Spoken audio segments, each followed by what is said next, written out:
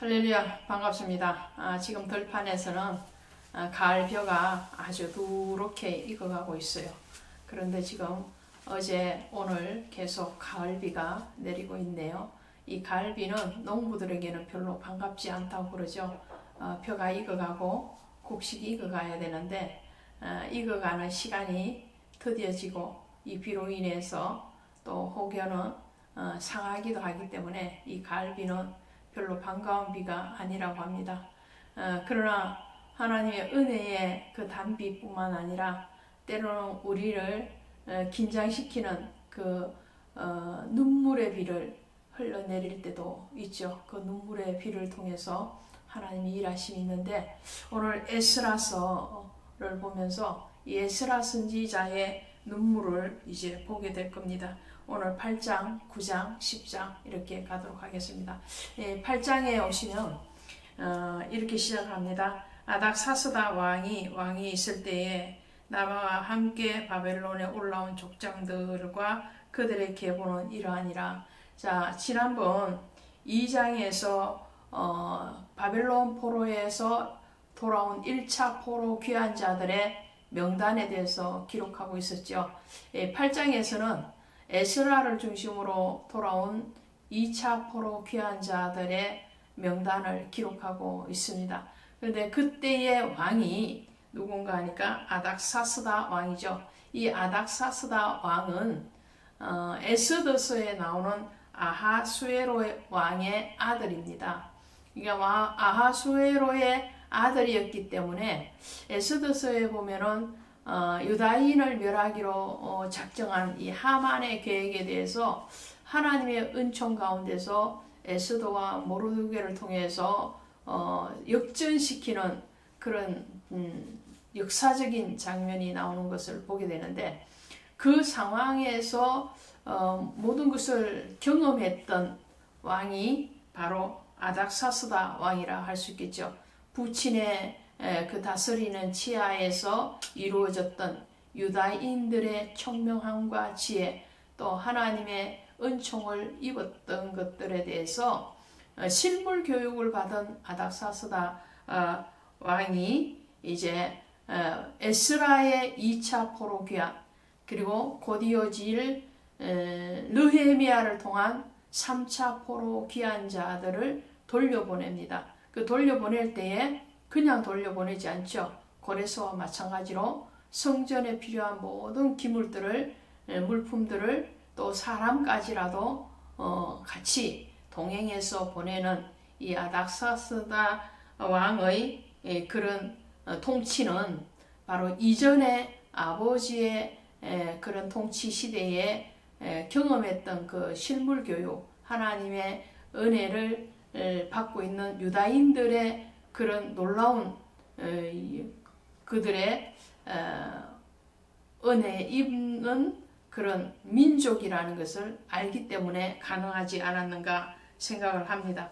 그래서 이 에스라나 느헤미야는 에스더와 연결되어 있는 거예요. 그래서 에스라의 6장, 7장 사이가 에스더의 사건, 하만의 사건, 그 사건이 6장, 7장 사이에 일어났던 그 시점이라고 여러분이 기억하시면 훨씬 성경을 보시기에 유익하시리라 믿습니다.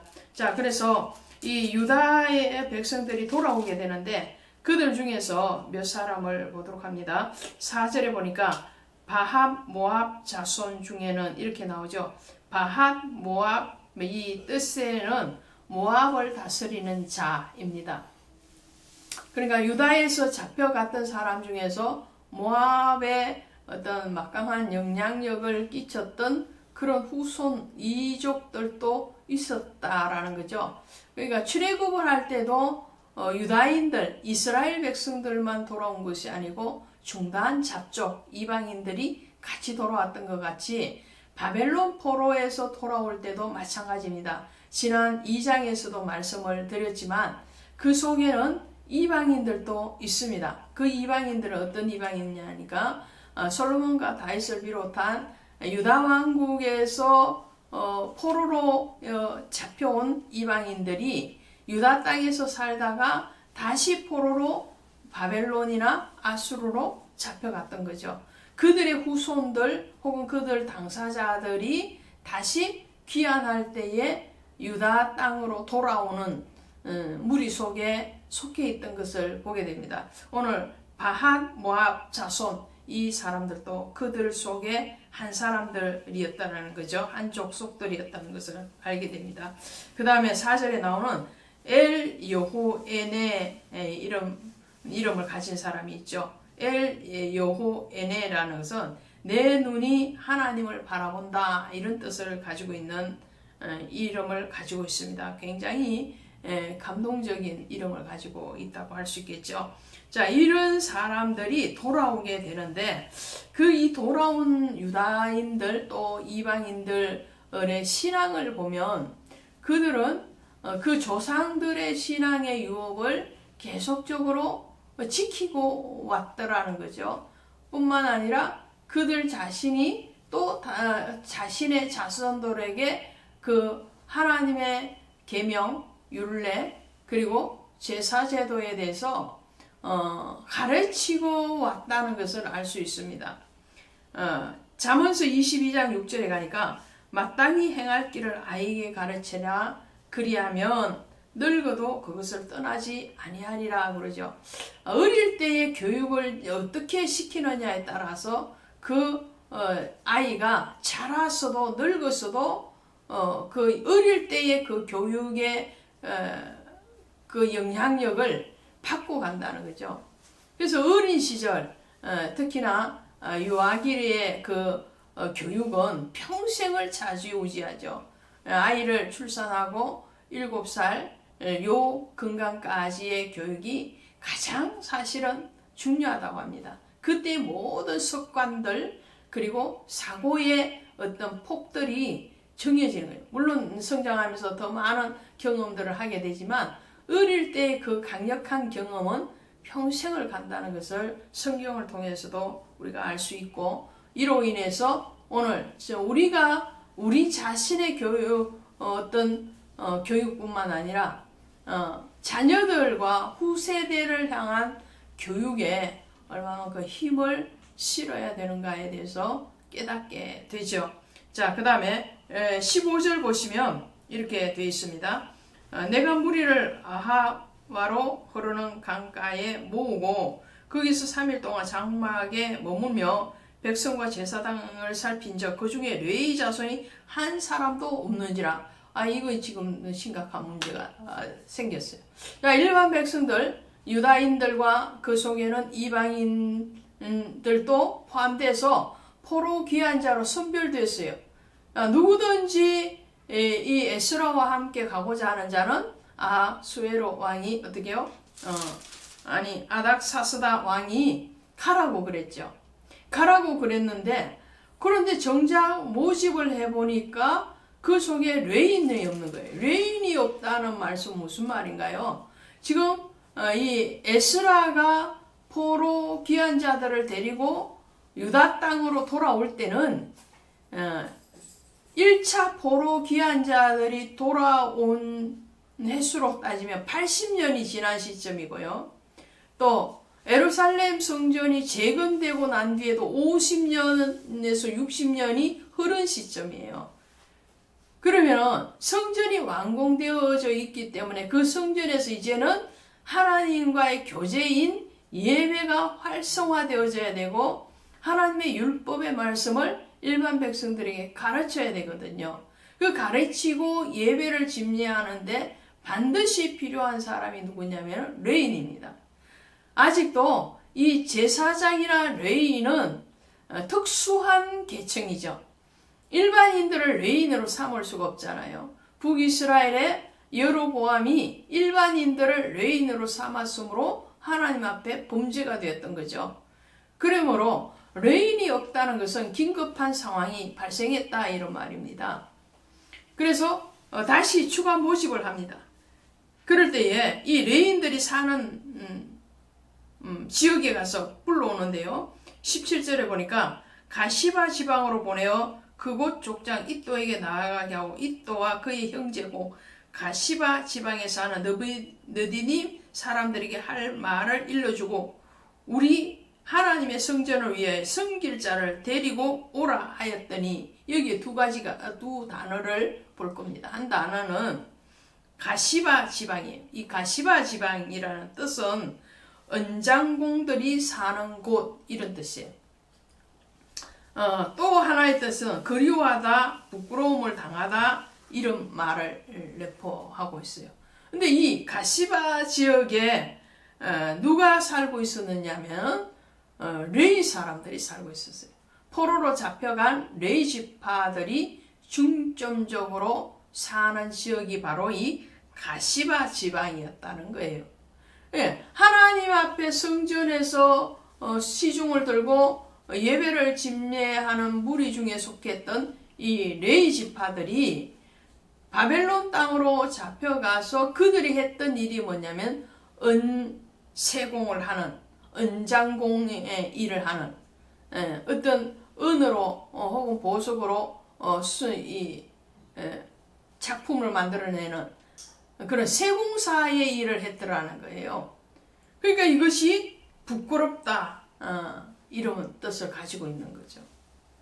여러분 그 속에는 하나님 기뻐하지 않는 그런 조각을 새기는 일이 있을 수도 있었겠죠. 그러니까 지명 속에는 부끄러움을 당하다, 그리워하다 이런 말을 가지고 있겠죠. 자, 여기에 사는 사람들을 불러내는데 오늘 그 무리 중에 한 사람이 누구냐면은 느디님 사람. 이 느디님 사람에 대해서는 앞서 2장 43절에도 나오는데요. 이들이 누구냐면은 이방인들이죠. 가나안 원족들입니다. 기브온 족속이었다고 하죠. 그런 사람들이 포로로 유다 땅으로 잡혀와서 그들이 했던 일이 뭐냐면 성전에서 물 깃고 나무 패고 시중 드는 그런 일들을 했던 거죠. 이런 사람들까지도 지금 에스라는 어떻게 해요? 다 모집해서 지금 유다 땅으로 오기를 원하는 거예요.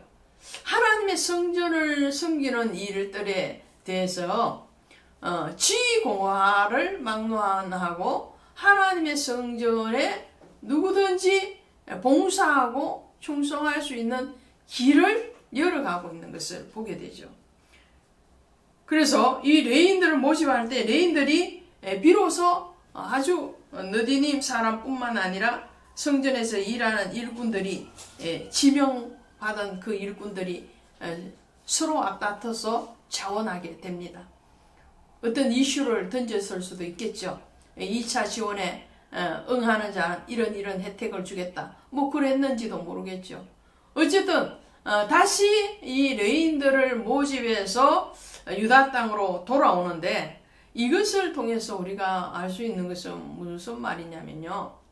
자, 이 당시에 메데파사 지역 페르시아는요 굉장히 번영한 나라였죠. 에스더서를 또 보면은 그걸 알 수 있겠죠. 수상궁에서 날마다 잔치를 베풀고 250도가 넘는 지역을 다스리는 그런 광범한 영토를 가졌고 또 국력이 강대했던 그런 나라입니다. 오늘날로 하면 미국과 같은 나라라고 할 수 있겠죠. 세계에서 가장 으뜸이 되는 나라. 그런 나라에서 평화롭게 살 수 있음에도 불구하고 왜냐하면 지금은 포로로 잡혀 있다 할지라도 이때의 이 바사 제국 고레스 왕으로부터 해서 통치가 이루어지는 황제들은요 종교의 자유를 줬습니다. 일정 부분 거주의 자유도 줬어요. 이런 포로이지만 이제는 세월이 흘러서 단순히 포로로서의 대접이 아니고 일정한 자유를 주는 시민권을 주는 그런 자유 혜택을 받고 누릴 수 있는 그런 위치에 있었습니다. 그럼에도 불구하고 지금 폐허가 되다시피 했던 그런 유다 땅으로 돌아온다는 것은 엄청난 결심이 필요했던 거죠. 오직 의인은 믿음으로 말미암아 살리라고 로마서 1장 17절에서 말씀하고 있죠. 의인은 믿음의 사람들은 믿음으로만 사는 거예요. 믿음으로이 최고인 거죠. 빌립보서 3장 20절에 가면 오직 우리의 시민권은 하늘에 있는지라 거기로서 구원한 자 곧 주 예수 그리스도를 기다리는 우리의 시민권은 하늘에 있다.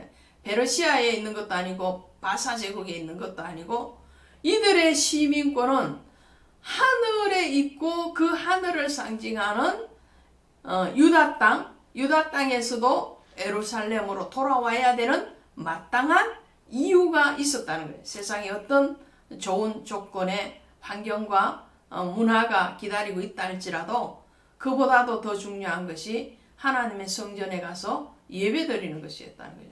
이렇게 구별된 길을 갈 수 있는 그런 결단, 그런 신앙을 간직하고 있는 그 무리가 포로 귀한 자에 속했고 오늘 우리도 마찬가지라 생각이 되어집니다. 고맙습니다.